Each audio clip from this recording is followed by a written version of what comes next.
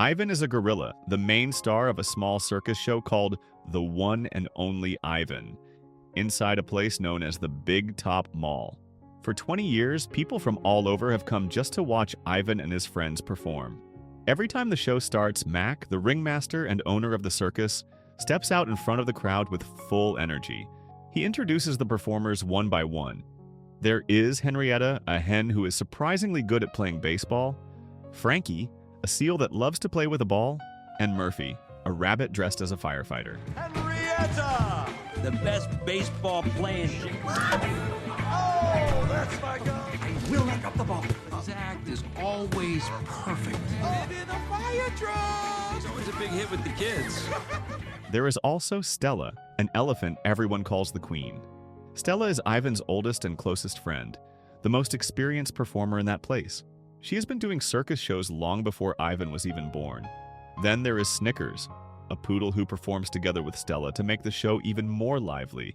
And finally, of course, the main star, Ivan himself. See him for yourself! No, but I love my job. Wait for it, wait for it. For one and only!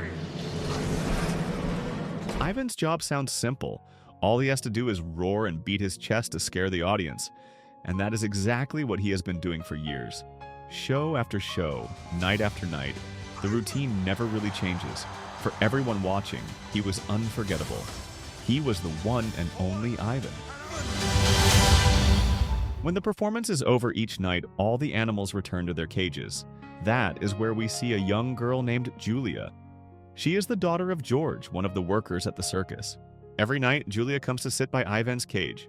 One evening, after spending time next to Ivan, Julia is visited by Mac, who checks on her and even gives her some money to buy new crayons, since her old ones are almost used up from drawing every day. Not long after Julia leaves, Mac and George start talking about the problem they are facing. The audience is getting smaller and smaller, and as the seats empty out, so does the circus income. George tries to stay positive. He believes it is just because the school holidays have not started yet, and that once vacation comes, the place will be full again. After that conversation, Mac goes to talk to Ivan. He takes a deep breath and admits that the circus is really struggling. This won't even begin to cover food and rent. If we don't, it's over. The money coming in is not even enough to cover rent and other costs. Mac explains that everyone is doing their best to come up with ideas to bring crowds back, because if things keep going like this, the circus will eventually have to close. Hearing all of Mac's worries, Ivan can only stay silent. Every night he lies in his cage, staring at the night sky through a small window, wondering what it would feel like to see that sky without bars in front of him. He has never truly experienced the beauty of the night in freedom. In Ivan's cage, there is also a stray dog who has become his secret friend, often sneaking into sleep on Ivan's stomach. Unfortunately, Mac does not like that stray dog at all. Stella's cage is right next to Ivan's. Every night, Ivan and Stella talk and share stories about their past and about the days when the circus was still full of visitors. At one point, Stella says that humans always seem to love one thing about animals, and what they love most about gorillas is their anger. Back when Ivan was still young, Mac, who Ivan saw as a father figure, once taught him that anger was valuable. He believed anger could be used to keep order and protect yourself when danger appeared. But in this place, surrounded by familiar routines and cages, Ivan didn't feel threatened by anything. So sometimes forcing himself to growl and act wild felt strange. With those thoughts lingering in the air, Ivan and Stella eventually drifted off to sleep. The next day, the show continued like usual. Ivan tried harder than before. He beat his chest with more force, acted fiercer, and tried to look terrifying. The audience clapped, but the empty seats were still there, almost mocking the effort. Later that night, Julia returned. This time, she brought her old crayons and a few sheets of paper. She had noticed how often Ivan watched her draw, almost as if he wished he could try it too. After handing the supplies to him, she headed home with her father. That night, Ivan stared at the crayons for a long time, unsure what to do with them. Then something caught his eye, a small beetle crawling along the bars of his cage. Without hesitation, he picked up a crayon and began to draw. For the first time, he created something of his own. Is it Tennessee? No. Kansas. Oh, boy. What is it? A flying cow? No. Is it a hand? No. Is that me? What? Did you draw a picture of me? No. It's a lonely haystack on a late summer day. Days passed. The circus continued losing workers and visitors, and the performances remained quiet and half-filled. One evening, Julia visited again, proudly showing Ivan her sketchbook. Inside it, she had drawn the stray dog who always visited Ivan. She even gave him a name, Bob. While she was flipping through her drawings, Julia noticed a sheet of paper near Ivan's foot. She picked it up and realized it was his drawing, a beetle, clear and intentional. When she showed her father, she was certain Ivan had drawn it. The idea that someone understood what he meant surprised Ivan. Out of everyone in that place, only Julia saw the meaning behind his lines. Dad, come look at this. Look what Ivan drew. It's a beetle. Night, Ivan.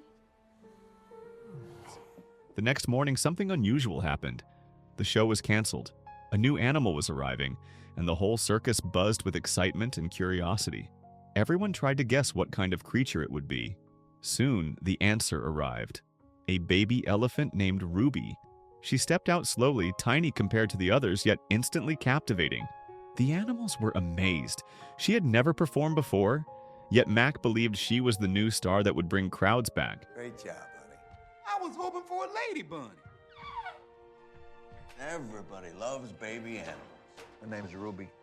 But she's gonna turn this show around in no time. That night, Ruby shared a cage with Stella. Curious and full of questions, she tried to understand this new world. She noticed Ivan and wondered what he was. To her, he looked like a monkey, but Ivan was not a monkey. He was a gorilla.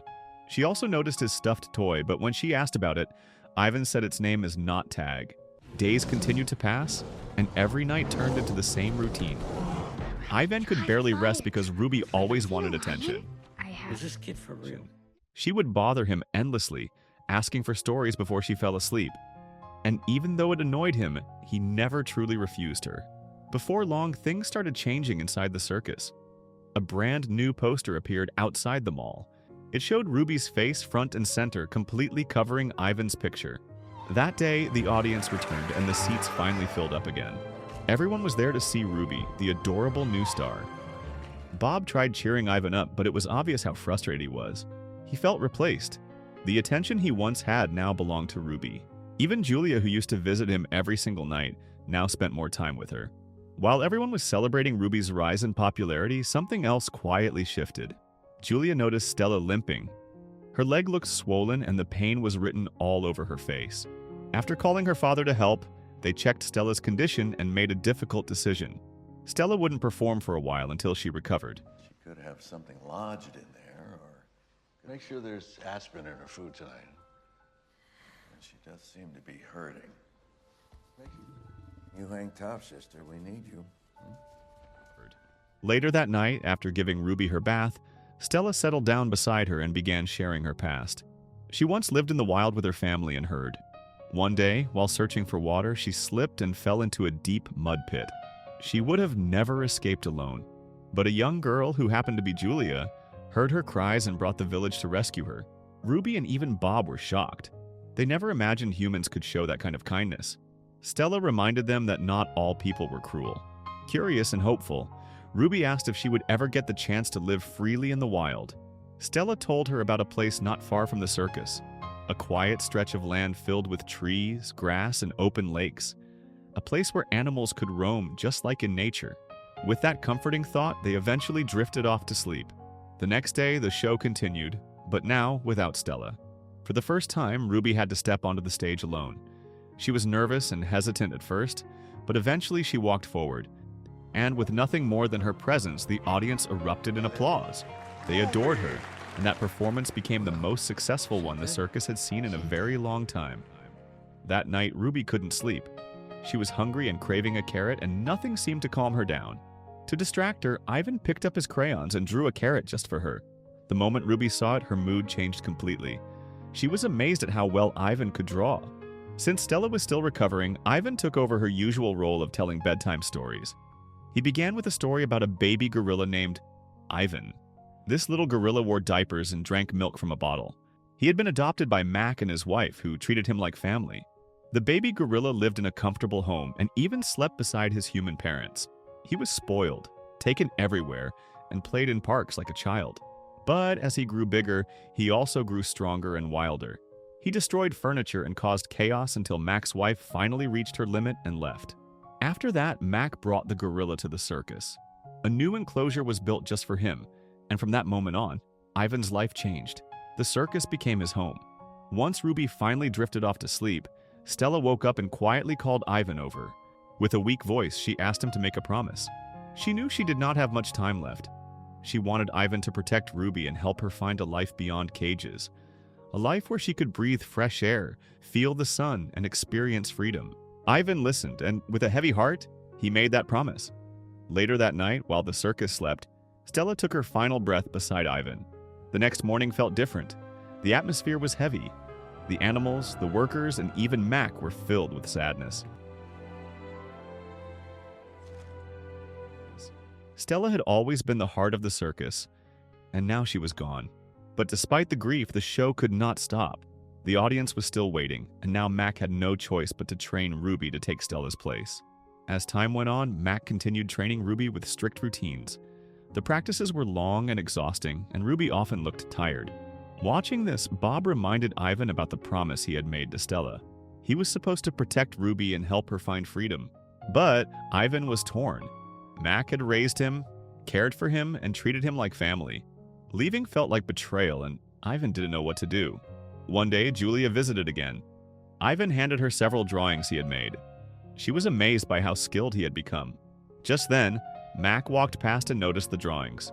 When Julia proudly told him Ivan was the one who created them, Mac lit up with excitement. A gorilla that could draw felt like the perfect new attraction. He immediately wanted Ivan to perform as part of the show, but Ivan refused. That refusal didn't sit well with Mac. His excitement turned into anger, and the moment felt heavier than usual. Oh, my. What the heck was that? Our chance. You are our chance. Ivan could feel the frustration building in both of them. It was in that moment Ivan finally made a decision. He remembered Stella's final wish, and he knew he couldn't ignore it anymore. He began planning an escape and gathered the animals to join him.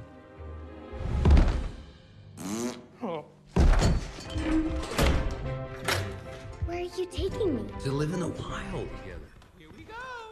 That night, Ivan used his strength to break through the cage doors, setting off alarms throughout the building. The animals rushed outside and felt an overwhelming rush of joy.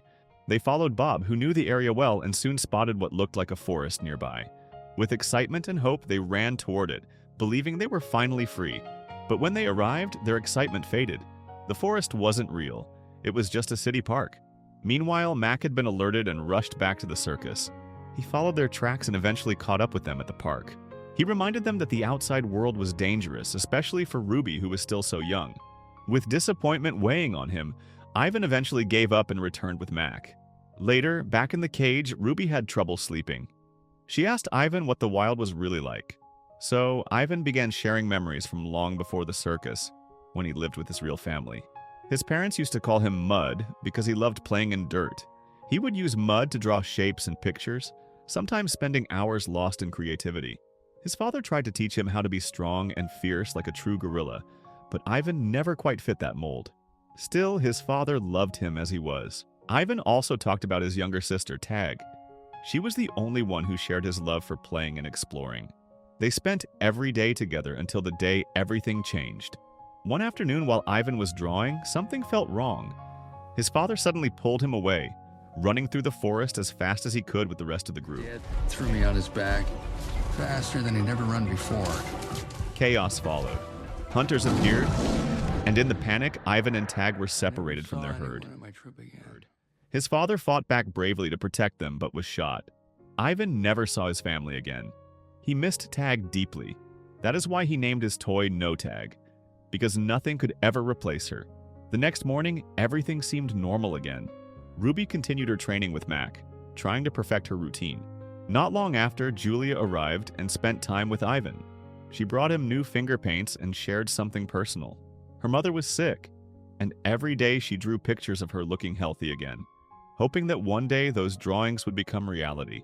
She told Ivan that if he truly wished for something, he could try painting it too. That night, Ivan couldn't sleep. Julia's words kept repeating in his mind. So he picked up the paints she gave him and began to create.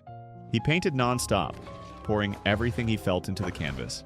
He painted until the sun began to rise, driven by a hope he didn't fully understand. By morning, Mac rushed into the circus with excitement, unaware of what Ivan had been doing all night. As the showtime approached, a group of reporters gathered outside. They questioned Mac about the attempted escape, pushing for answers. Mac denied everything, trying to protect his business and avoid bad publicity. The show simply had to go on. Once the performance started, everything looked perfect from the outside. The animals performed well, the audience clapped, and Ruby amazed everyone with her confidence and charm. Then it was time for Ivan, the star of the circus. As the curtain lifted, the audience went silent. Instead of a roaring gorilla, they saw Ivan's massive painting, a detailed landscape full of mountains, trees, birds, and open sky. At first, the crowd didn't understand what they were looking at, but then the applause began. People were amazed by the beauty of his art. Behind the glass, Ivan stood quietly, but inside he felt disappointed. None of them understood the message behind his painting. They didn't see that it wasn't just art. It was a plea for freedom, the only way he knew how to say it. The one person who understood was Julia. She studied the painting again, noticing every detail, and suddenly the meaning became clear. Ivan wasn't trying to entertain them. He was trying to tell them he wanted to be free. She ran to her father and told him what she realized. George hesitated. Setting the animals free meant losing his job and his stability. But after thinking about Ivan's 20 long years in captivity, he made his choice. He decided to support Julia. Together, they came up with a plan. Julia turned to the reporters and shared the message hidden inside the painting. The next day, protests filled the outside of the circus. People demanded freedom for Ivan and the other animals. The story spread quickly through the news and across the country. Eventually, Mac could no longer ignore it. With the world watching and pressure growing, he made the hardest decision of his life. He finally agreed to let them go, returning each animal to their proper home where they belonged. At last, the day Ivan had been waiting for finally arrived. After decades in captivity, freedom was no longer a dream. One by one, the animals said their goodbyes. The moment was bittersweet. There were smiles, but also sadness because nothing would ever be the same. Ruby would no longer fall asleep to Ivan's nighttime stories, and Ivan would no longer hear her tiny voice asking questions. Ruby was the first to leave.